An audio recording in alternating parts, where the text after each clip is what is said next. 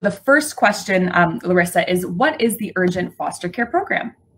Yes, so the Urgent Care Foster Program is a part of our community sheltering program. And what the community sheltering program is really about is engaging members of the community to help care for pets in need. And the Urgent Care Program is particularly exciting because it acts as a safety net for individuals experiencing crisis. So, I'm sure everyone can empathize with the challenges that one might face if they're experiencing, urgent health issues or housing issues or even interpersonal violence. And a lot of these individuals do have pets, and there becomes a really concerning question about what do we do with that pet while, trying to get stable. So the Urgent Care Program acts as an answer to that question. And we offer emergency boarding to animals whose individuals or owners are experiencing some sort of crisis. So essentially how it works is that we bring in the animal into our care and put them into a foster home for up to 1 year with a loving, caring foster parent while that owner receives time to sort out their issues and hopefully become a bit more stable so that they can ultimately be reunited with their pet. And one of the really exciting things about this program, when we're kind of zooming out and thinking about sheltering as a whole, is that as an animal shelter, we are focused not only on, taking care of the animals that are within the building, but also seeing how we can keep animals with their owners. And a term that's used often around this idea is pet retention. So Urgent Care offers sort of a pet retention option for people who don't necessarily want to surrender, but aren't necessarily able to take care of their animal at this point in time. So it's really exciting because we're able to mitigate a lot of surrenders that way. And in terms of application, it's very straightforward. We try to make this program as reactive and as quick as possible, knowing that people can be experiencing these urgent issues quite quickly, sometimes even same day. So essentially, if someone is experiencing an emergency or as a referring agency, you want to help out one of your clients who has a pet, all you need to do is go on our website, fill out the application, which takes maybe less than 5 minutes, and then one of our urgent care team members will be in touch with the owner or the referring worker within a matter of, we say 48 hours, but oftentimes we're getting in touch with people within a matter of a couple hours. And from there, the animal is brought into our care, provided that we have the capacity to place them in foster. And then we maintain contact with the owners throughout the entire urgent care period, providing updates to them every 2 weeks or sometimes even more often than that.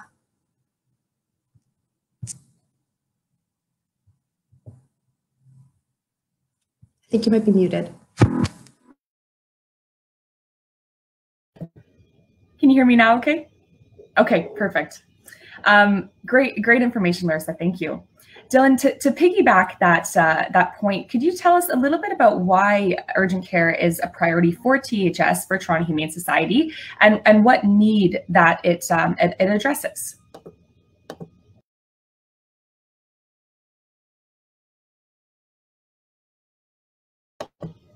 Dillon, I think you're just muted there.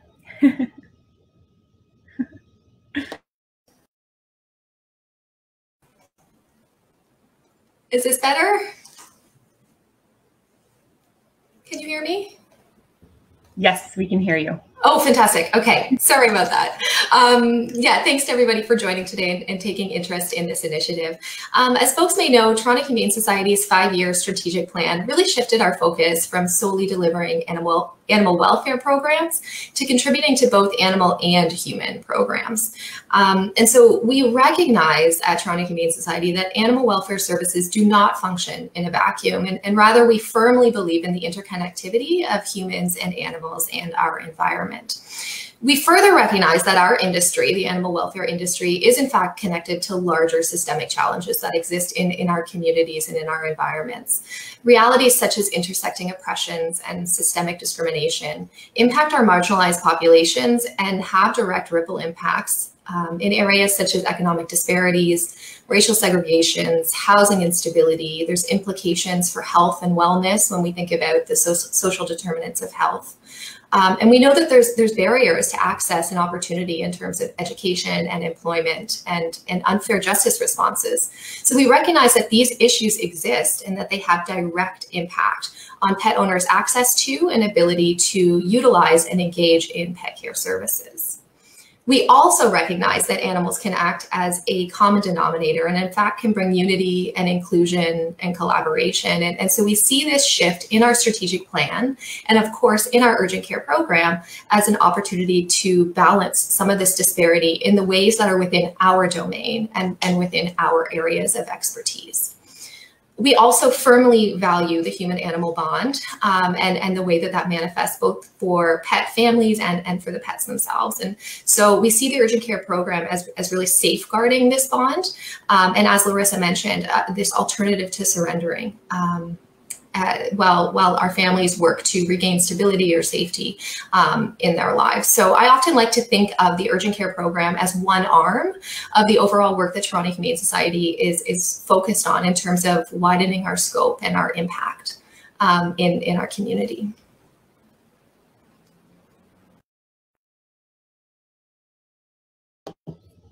Thank you so much, Dillon. That's great information.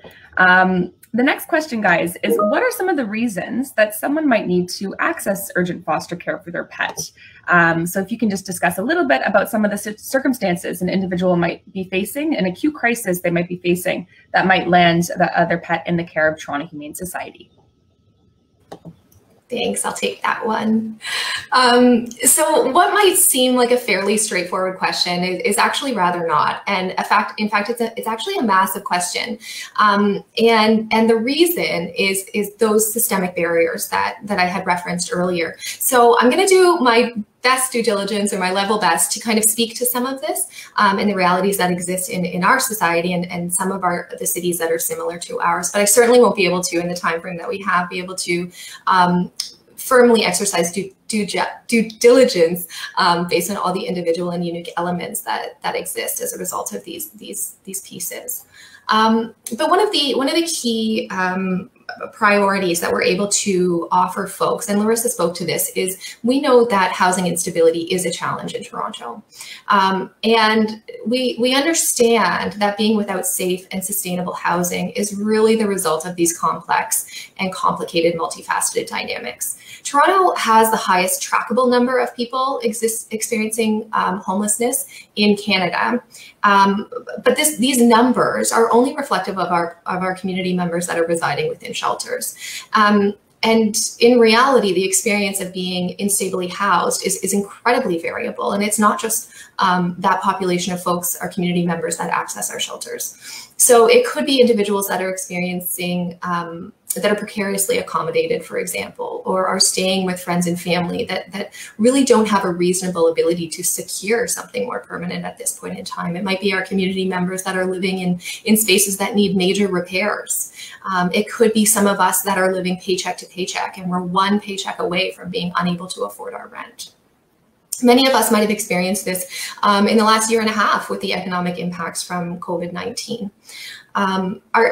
Our communities are also faced with challenges related to subsidized housing and the gentrification of some of our cities in Toronto.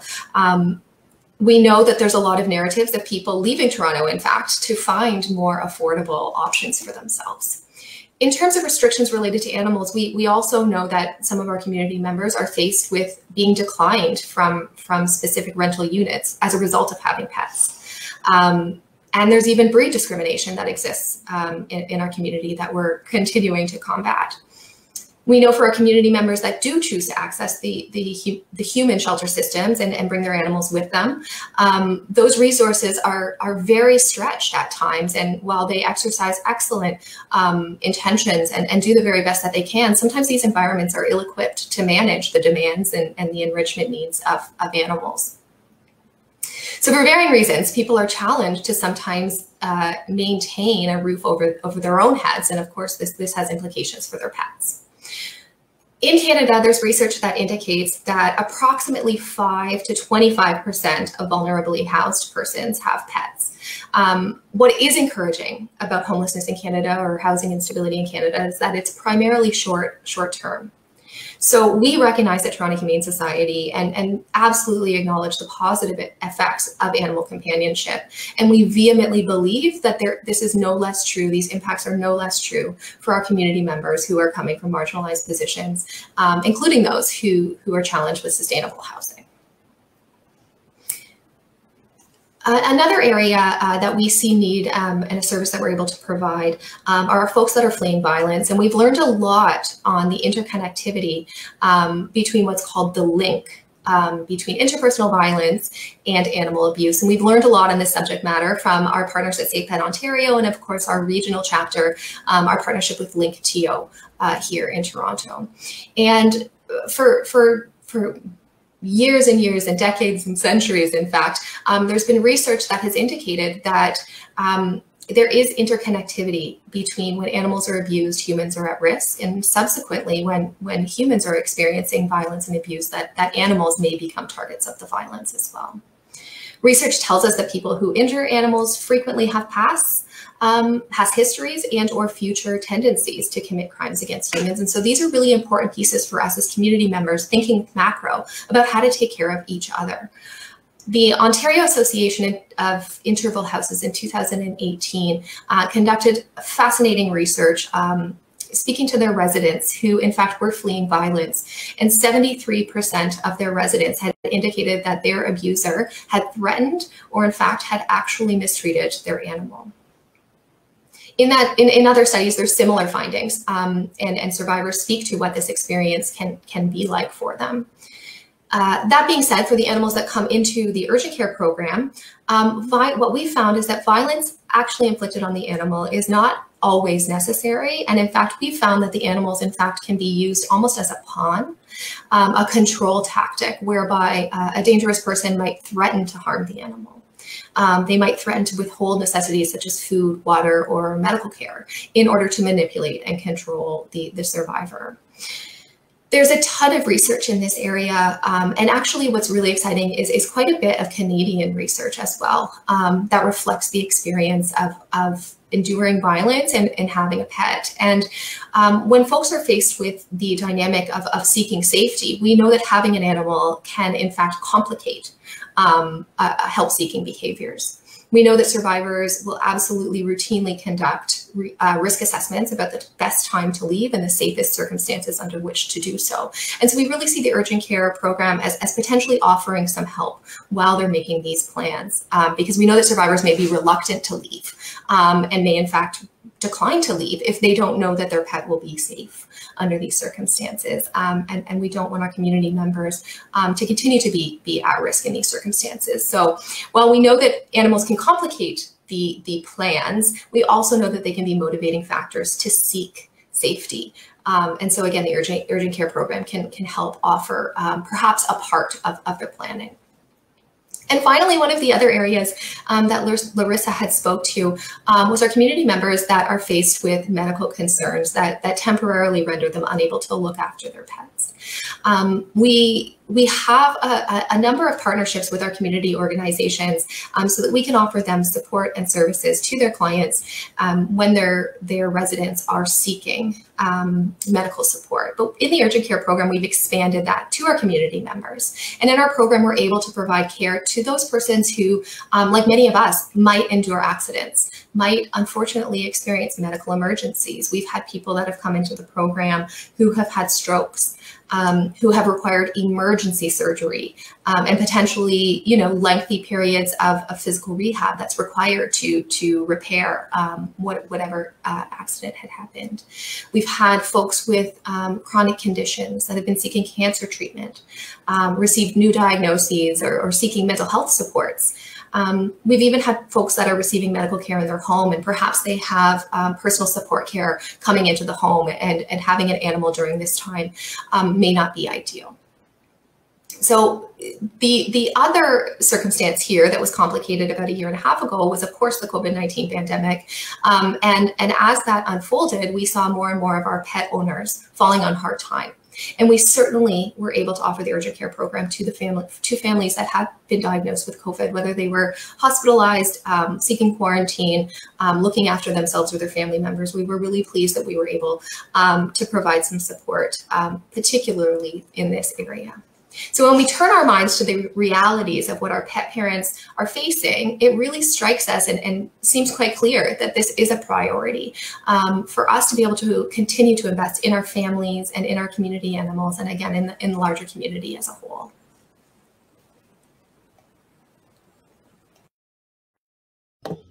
Thank you so much, Dillon. That's so fascinating and so interesting to hear about the correlation between domestic violence and animal abuse. So again, super wonderful that we have this program to offer people. So how, Larisa, is this program being utilized? And are we seeing a lot of need for this program within the community, especially as Dillon mentioned in the last year? Are we seeing more people and animals entering this program? A resounding yes, because of course we're servicing sort of three aspects of the population here, and it seems that in all three areas there's demonstrated need. But what I want to do just quickly, I guess, is rewind the clock a bit and talk about where urgent care started for Toronto Humane Society. And that started actually a couple of years ago with our partnership with Link Toronto, which Dillon mentioned before, which works very closely with Safe Pet Ontario to provide emergency fostering for survivors of domestic violence. So that's where we really started off a couple of years ago. And shortly thereafter, within the months following, we noticed that there was just more need to expand this program beyond interpersonal violence. We still wanted to commit to helping individuals from sort of that stream of the program, but we also saw people who needed fostering for themselves, for their animals, because of health support or housing instability. So bringing on Dillon last year was one of the big catalysts for expanding the program. I believe you mentioned it earlier, Hannah, but Dillon is a registered social worker. So we're really privileged and lucky to have her within this program to help really build it out and make sure that we're doing it in a way that is ultimately serving the needs of our community. So around the same time that she was brought on, we also saw, of course, the pandemic start, because she started, I think, around March 2020. So it was actually a great time to have her on board, because at that point in time, we really felt like we had to quickly expand the program. And when we did that, we saw within last year, I believe it was around 75 admissions within last year. So that is 75 animals that came into our care that we were able to support. And to me, that's a really massive number, because that is 75 surrenders that we were able to prevent. Prior to this program, there wasn't really necessarily a real option for these owners. Owners might have had to surrender their animal. They might have had to give up things like accessing health support in order to care for their animal. Or perhaps they would, as Dillon mentioned, stay in a really unsafe environment because there wasn't really somewhere for their animal to go. So the fact that we were able to bring in 75 animals last year is just really, really exciting to me. And we've just seen the momentum pick up since then. In June alone, we had 21 admissions, including our first urgent care snake that came into the program. And we are seeing, as of this time this year, we are already at 83 admissions since January 2021. So we've already surpassed what we anticipated for this year, and we've by far passed what we admitted in terms of animals in comparison to 2020.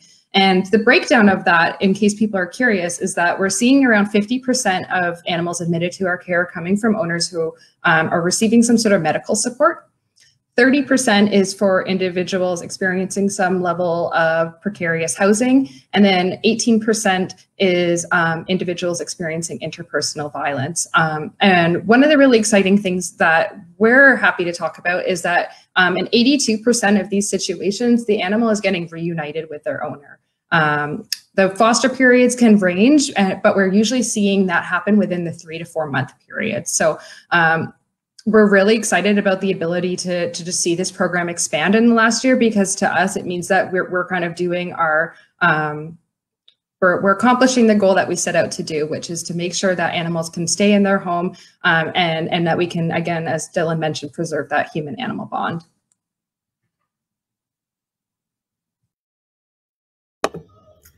Larisa, that's so cool to know that we had a urgent care snake. I did not know that. Yes. And did they get reunited at the end of the foster period? Yeah, I don't even think that was a long placement from my recollection. I think it was a couple of weeks. So it was really exciting that we were able to even, provide the care for that snake. And I think that's one of the real things that I would like to, promote about this program in Toronto Humane Society, is that behind this program, we have amazing experts beyond people like Dillon. We have amazing animal care experts, and the fact that we're able to bring a snake into our care and provide provide him with the medical care that he needed, and just sort of basic things like food and housing is really exciting for us, because it means that we don't need to just limit this program to cats and dogs, which is really important, because those small critters, they have homes too, and they have owners that love them. That's right. Yep. You can definitely bond with a turtle or a snake or a chinchilla. Yep. That's super cool. Super cool. Okay. Next question, guys. So what kind of feedback are we receiving from clients? So these are the owners who are basically submitting their animals to the program while they receive the support that they need. And then also, what are we hearing from the foster parents? So going back to, that notion of community sheltering, one of the really exciting things about this program is that we're seeing, members of the community, complete strangers to the owners of these pets, step up and offer up their house, their home, their time to these animals. And we've gotten some really exciting and empowering feedback, both from owners and foster parents. One of the things that we certainly do after the end of each urgent care period is we cycle back to the owner and ask them for any feedback on how this program went for them, any things that we can improve. And I actually have a quote pulled up here from one of our owners that I think really just demonstrates well the positive impact that this program can have for them. So I'm just going to read it aloud here. Urgent care is the reason we were able to keep our puppy. They kept us updated with the good and the bad and always sent photos, and was an absolute godsend for us. We found your program at a very dark time and are only able to say that things are getting back to their sunny usual self because we have our fur baby back. She's returned to us secure, loved, trained, and a wonderful puppy. Your foster parents must truly be wonderful people, and we are in their debt. And I mean, Dillon could probably speak to many, many more pieces of feedback that she's gotten from owners, that she's regularly in touch with them. But this is a regular and common theme between the feedback that we're getting from our owners, is that they're just seeing how amazing this program is for them in terms of getting restabilized, but also that their animals are returning to them, in at least as good as, or in better shape than when they arrived. We have an amazing training team that can offer our foster parents support. And whenever there's an issue that pops up, we readily tackle that and take that on for these animals. And then on the foster parent end, I think one of the things that, maybe isn't immediately obvious is that there's a really positive effect on foster parents who participate in this program, because they know that they're giving back to this community. And so I actually have a quote here from a foster parent as well, which says, "Urgent care is about extending the reach of what Toronto Humane Society does beyond its four walls and into the home of its surrounding community. Urgent care is the definition of community outreach, benefiting owners, their pets, and all of those who foster them." I don't know if Dillon, you want to chime in here, but those were the two pieces of feedback that really struck me as encouraging when thinking about how this program is impacting both foster parents and clients.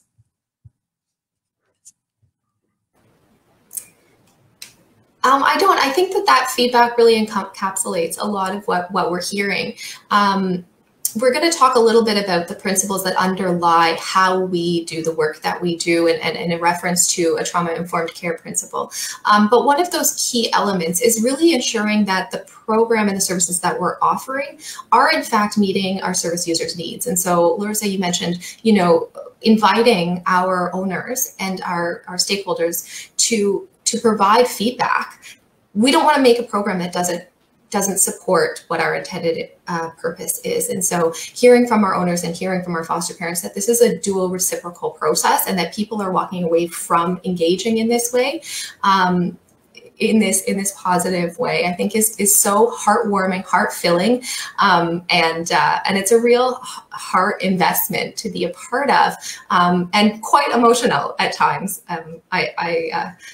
I am quite an emotional person on the best of days, and this program certainly brings that out in us, especially when we see our reunifications. They're usually the most beautiful moments when the foster parents, prepare their hearts to say goodbye, and then certainly when owners are receiving their pets. I think the other piece here too is how joyful our animals are when they get to be reunited with their pets, and really those are the reasons that we're doing this. So it's really lovely. So thank you to everybody that continues to offer so generously and participate in so many ways. That's a beautiful sentiment there, Dillon, because it really is a beautiful program, and the ability to nurture a human-animal bond and see it protected versus creating a new one is something that's so special. I think a lot of people at the shelter resonate with that. Now, I imagine that, like every program, they come with challenges. So if you guys could speak to a little bit about some of the challenges, maybe some of the barriers that we've experienced at Toronto Humane Society with the urgent care program. Yeah, can definitely take that on. Well, I think one of the main challenges that, you know, someone like Dillon or myself has is that we want to be able to help them all, and we know that, you know, even though we've admitted 83 animals this year, that's definitely not the extent of animals who would benefit from this service. And so we're constantly thinking, how can we expand our reach? How can we support more owners and more pets who may need this program? And ultimately, as I've said a couple of times here, you know, mitigate surrender as much as possible. So one of the challenges that we're always kind of pushing up against is capacity in terms of, you know, foster homes, ability to support the animals from a behavioral or medical perspective. As we've kind of talked about here, the animals do receive a lot of support once they enter our program. They come in, they get a full medical exam. We'll spay and neuter them if that's required, and we'll kind of go ahead with any required medical care while they're within our program. And so when we look at the animals from last year and we think about cost of care, we're looking at around $1,100 per animal. And as a nonprofit, as a charity, we're really grateful to groups like Petsmart Charities who are able and willing to support this program, because that's something that we're always going to be pushing up against, is our capacity to care for these animals. So, you know, having foster parents who are, you know, able to commit a full year to an animal is something that I'm actually constantly amazed by, that we have people who are able and willing to do that. You know, people are busy, they have lives, they have other commitments, and the fact that we've so far been able to readily place the majority of our animals in foster homes has been amazing. But that's definitely sort of a concern or challenge that we have. And that kind of goes in hand with the sustainability of this program, because we want to be able to continue to bring in animals, but we want to make sure that when we're bringing them in, that we're committing to a certain level of care for them. And we're always thinking about the long-term sustainability of the program. How are we going to continue to care for these animals? And so luckily, we haven't, I think, necessarily hit that place just yet. But, you know, knowing that we're already at 83 animals this year, and we're actually already surpassed what we expected to take in this year, that is a concern or a challenge for us, is how do we continue to say yes to owners as opposed to saying no, because we know what can or may happen if we have to say no to those owners. That's amazing, Larisa. And speaking of the program growing, I imagine that we are obviously thinking about ways we can improve, different ways we can expand the program. So could you guys speak a little bit to some of the ambitions or projects we have that might be some future exciting plans for the urgent care program? Definitely. I'll speak to one of them. So when we talk about the objectives, I've been kind of harping on mitigating unnecessary surrender of animals, and that's definitely one of the key focuses of this program. But we also are looking at how can we become leaders of trauma-informed care and bring that to the animal welfare sector. So if you come from, you know, social services background, you're probably familiar with trauma-informed care. I have to admit that before Dillon came into this program, I wasn't familiar with what that is, and she'll speak to that a bit more. But one of the things that we think is really important when we're bringing on a program like this, and, you know, engaging with populations like we are within this program, is that we want to do it right, and we want to do it in a way that is causing no further harm to those clients. So one of the major projects that Dillon's taken on is the development of our urgent care manual. And one of the reasons we're on here today is to just talk about that launch, because it actually just launched yesterday. So it should be, I think, already posted online, and maybe we can even just pop the link somewhere in the chats at some point. But it is a lengthy, thorough document that is able to be read by anyone. And basically what it does is it breaks down how to run an urgent care program, you know, what points to consider, what are some possible challenges, and then also how do you incorporate those pieces around trauma-informed care within your program? You know, how do you engage with members of the public, and what are some sort of principles and ideas that you should be utilizing as you develop and build out an urgent care program? So even if you're not an animal welfare agency, which the manual is primarily geared towards, I really encourage anyone to take a read, especially if you're in the animal welfare sector, because there's certainly going to be points that you can pull from it and apply. Perfect. And that's a great suggestion, Larisa. We'll definitely have that available for you guys if you want to take a look through. Again, it's a hefty document, but it is a good read if you have the time to do it. Next question, guys. So who supports this program? As we know, Petsmart Charities generously contributed a $175,000 grant to the program. But what are some ways that the public can get involved? If they love this program, if they want to find ways to support more animals in the community, how can they do it?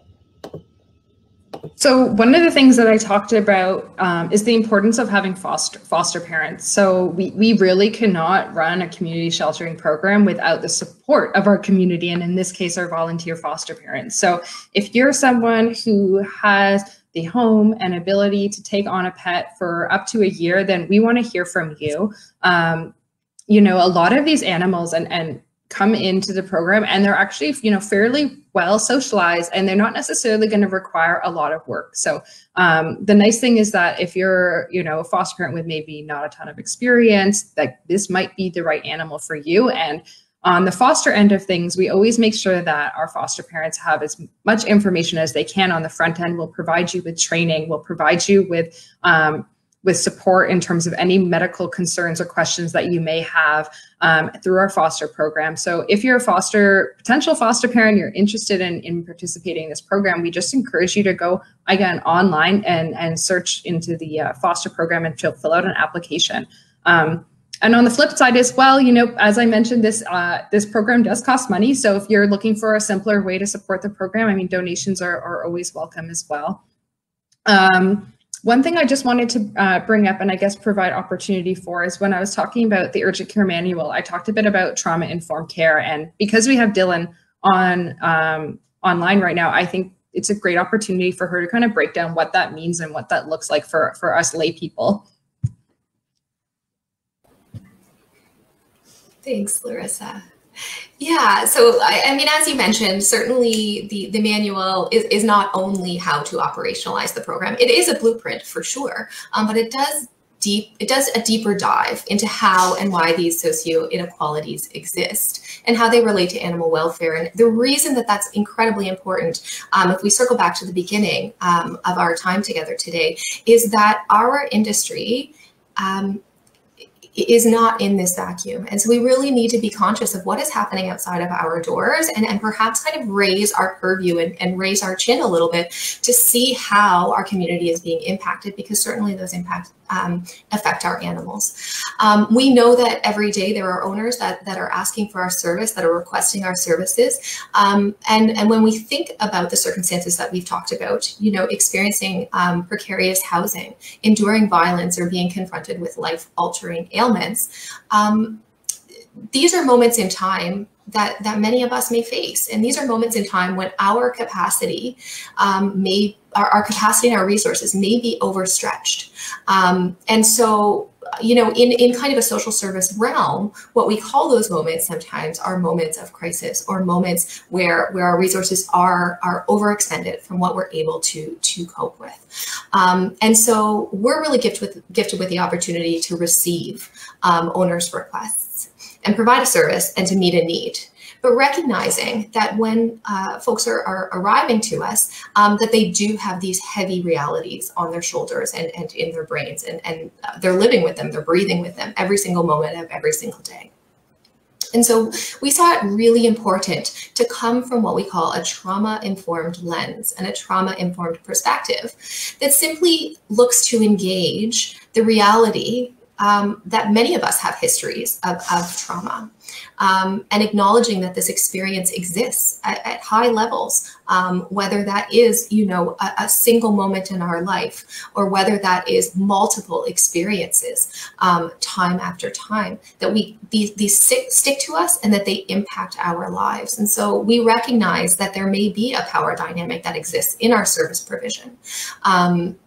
And so the importance of engaging in reflection and contemplation and incorporating organizational structures to combat this us versus them reality in an animal welfare setting is absolutely pivotal.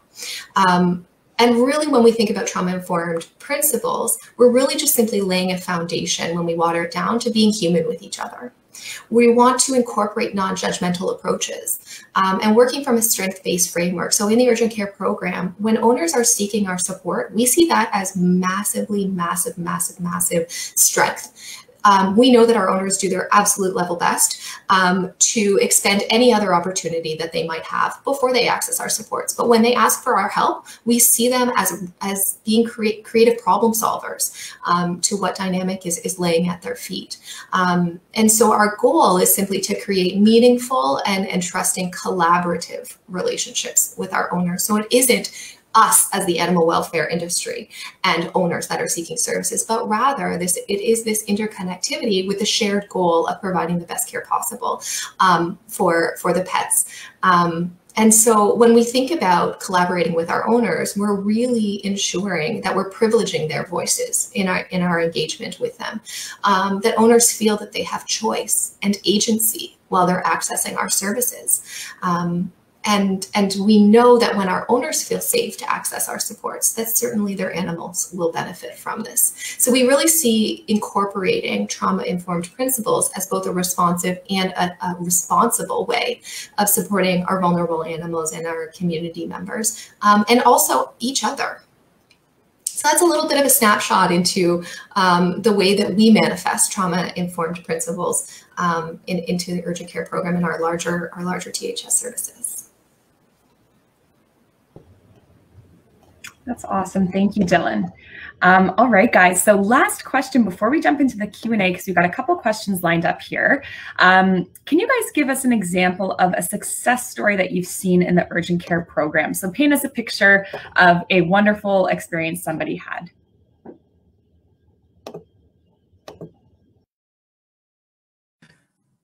I might leave this to Dillon because she's the one who's having the direct contact with owners throughout the period. But I mean, one thing that I just generally see is that we are able to act very quickly within this program and take on animals when owners really need it. And what I consistently see in terms of the work that our urgent care team is doing is our ability to just take one thing off of the owner's shoulders during a time of stress and crisis and help that animal out. And oftentimes, as I mentioned earlier, within some of the feedback that we've gotten from our owners is that we've provided exceptional care to that animal so that the owners ultimately feel like they can, we'll carry that load for them and they can trust us while they get everything else sorted on their end. But again, Dillon probably has some really great sort of snapshots or examples on that.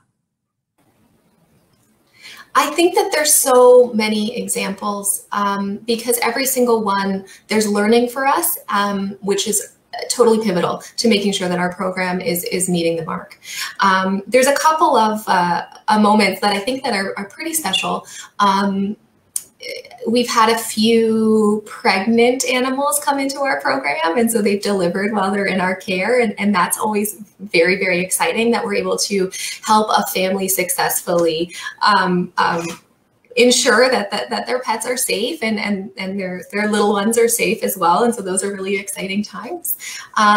There's also a particular family that really stands out to me that absolutely was obsessed with their dog. And it was a mom and a young child, and the young child was just so attached to this loving pup, and they seemed to be the best of pals. And life, came out of left field, and they did their level best to stay safe and to have a roof over their heads. And ultimately, mom as a parent needed to make the decision that she thought was best. And she needed some relief to make sure that she was tending to herself, to the overall environment of her ability to parent. And so she very reluctantly reached out to us. She was contemplating surrender. And when we talked about, what's in front of you? What do you need to accomplish? What position in life and what period of time do you think is reasonable until this animal can come back into your life? Because she was really worried about fracturing the relationship between her child and the pet. And so she ultimately decided to enter her pup into the program. And oh my goodness, I would get the most beautiful emails, both from the foster parent and from the owner, and just so much gratitude back and forth. And I think the foster family was so impressed at what a lovely, lovely animal they received that just kind of, melted into their home. And equally, the owner was so thrilled to see evidence that she had been received and cared for so well. Sometimes when the animals come into our home, come into our program, they do exhibit some stress and anxiety. And when you think about the reality that they perhaps have lived with the same family for 3, 5, 7, 10 years, that transition makes sense, that there is going to be some stress and anxiety and some grieving of a relationship that they don't know why it's dissolved. So our training team did support the foster parent with some of this. And ultimately the family was trying to decide, because this animal was loved so much and so feverishly, both by the original owner and by the family, by the foster parent, the owner at the end of the term was trying to decide, is it better for this animal to stay with the foster family? And I think why that is so pivotal and why that hits home so much is that they really were trying to make a decision that was going to bring the best outcome for this pet. And so that's a story that just kind of really, really hits home for me, that this program is about the animals, and that our fosters and our training teams and our medical care staff and our owners all have this shared goal. And so when we keep that in mind, I think it's just a really pivotal reason why we need to keep this program going. Thanks. That's a beautiful story, Dillon. All right, guys. So very last question before we jump into the Q&A. Larisa, can you tell us how this program ends and paint us a picture of what happens when the animal does have that reunification with their owner? Yeah, so as I mentioned earlier, we're seeing around 82% reunification rate. So the owner at any point during that 1-year period can reach out to us and say, hey, I'm ready to reclaim my pet. And we just ask for 72 hours notice so that we can, of course, just contact the foster parents, let them prepare a little bit, and so we can schedule the animal's return to the shelter for their final handoff. So that process looks fairly quick and straightforward. They just reach out to us and we arrange the reunification. I've definitely been there to witness a handful of the reunifications, and it is very hard to hold back tears. And I have failed at it from time to time because you can just see within the animal's behavior how much they recognize and remember their owner, and how meaningful it is to both parties.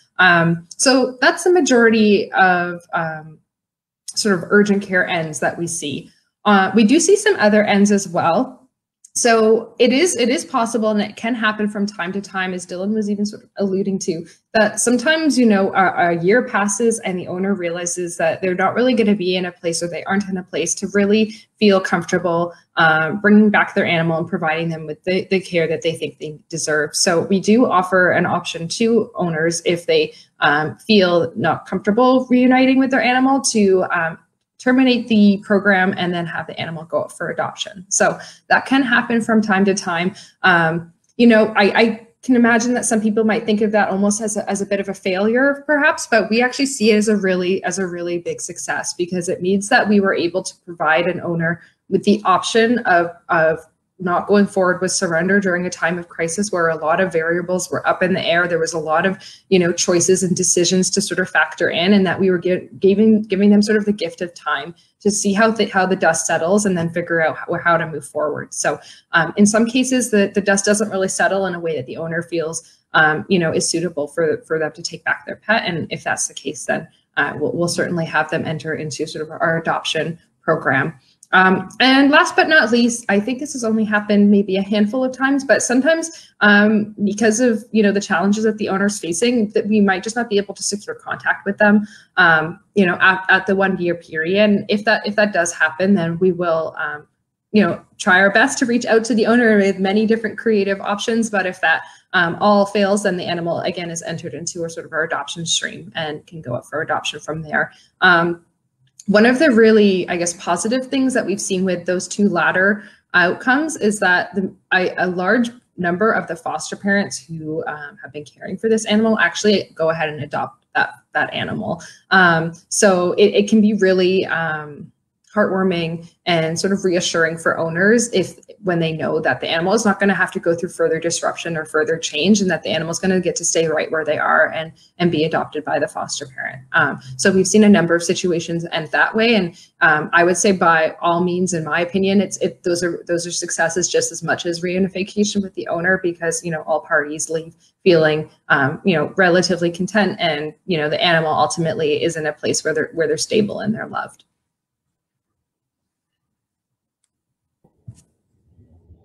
So beautiful. Thank you guys both so much for such amazing information here. We're going to flip it to the Q&A, guys. So we've got some great questions here. So feel free, whichever one of you guys wants to take it, just start talking. I'll keep you both on the screen. The first question we have today, guys, is from Anne Gonzalez Corbett. She asks, will you only take people in the GTA? Have an agricultural farm with 3 fur babies.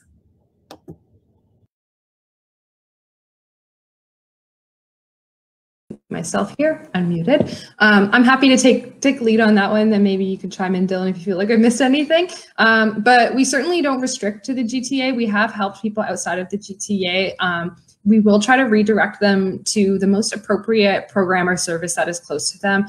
So we were mentioning earlier, for example, that we work with Safe Pet Ontario as far as individuals, experiencing interpersonal violence. So sometimes if person's living, far north Ontario, maybe there is a service or program closer to them that would be more suitable. But if that doesn't exist, then we're certainly going to see how we can help, provided that we have the ability to bring that animal into a foster home and we have the capacity to care for them. So I guess in short, no, we will take people outside of the GTA, or take on clients and animals, I should say. All right. Next question up here, guys, we have is from Louise Sweet. And she asks, how does communication work between the owner and Toronto Humane Society when pets are in the urgent care program? I can speak to that one. Thanks, Louise, for the question. So we pride ourselves on trying to be low barrier as much as is possible. So our communication is up to the owner's choice. Much of times it's by email, and that's because we love to provide photos and videos to our owners. We like to provide updates, and our foster parents are excellent at catching them doing all kinds of funny and wonderful things. And so we know that those photos and those anecdotes can be really, really pivotal to owners to see how their pets are actually doing, not just hearing from us how they are doing. So oftentimes it's by email, but also often by phone. Those are the 2 primary methods. And we do, as Larisa had mentioned, commit to making sure that they get updates a couple of times a month. But if there's something that's happening that requires more frequent contact, then we certainly will do that. And owners are always welcome to call me, to email me if something is kind of weighing heavy on them, or they have questions or wonderments.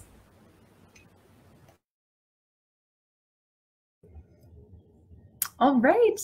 And that is the last question, guys. There's a few comments, people thanking you guys for your hard work. Thank you guys both so much for joining us today to answer these questions. It's such a beautiful and heartwarming program, and you've shared some wonderful testimonies. So for everyone who's listening, if you didn't get a chance to ask your questions, for your questions to be answered by Larisa and Dillon, you can add them in the comment section below and we will get back to them. This live will be available for future viewing as mentioned at the beginning of this. So please engage with this post, comment, share, spread the word so it could possibly reach someone who might benefit from this program.